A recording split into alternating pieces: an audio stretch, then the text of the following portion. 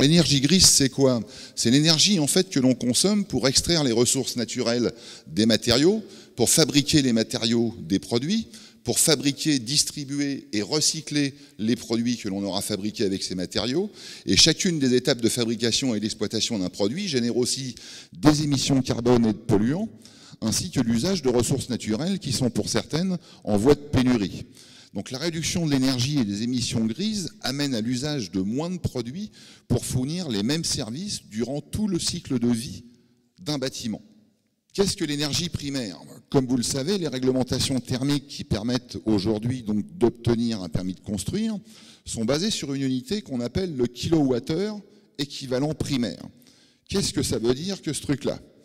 Eh bien, comme vous le savez, je dirais, on a différentes sources d'énergie, donc de l'énergie fossile, du charbon, du gaz, du pétrole, qui sont en quelque sorte une énergie fossile primaire, donc en quelque sorte le kilowattheure que l'on produit à partir d'un litre de fuel, par exemple, est un kilowattheure que l'on prélève en quelque sorte d'énergie sur la nature. Alors que l'électricité, elle, est une énergie secondaire, qui est fabriquée à partir d'une autre énergie, sur lequel, bien entendu, on a des rendements en ce qui concerne les turbines. Sachez que les turbines qui fabriquent de l'électricité ont un rendement de l'ordre de 50% entre l'énergie que vous y injectez et l'énergie qu'elle vous restitue en électricité. Et qu'en même temps, je dirais bien entendu, cette électricité, vous l'utilisez pratiquement jamais sur place, mais à travers un réseau de distribution qui, là encore, va perdre une partie de cette énergie qui vous est distribuée.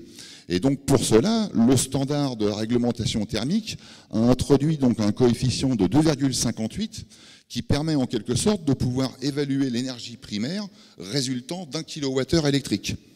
Donc ce qui fait que lorsque vous consommez 1 kilowattheure électrique, vous consommez en réalité 2,58 kilowattheures d'équivalent primaire. Donc bien entendu, on voit bien là l'impact très fort que cela a sur les TIC, puisque aujourd'hui on ne connaît pas de système TIC qui fonctionne au charbon ou au pétrole.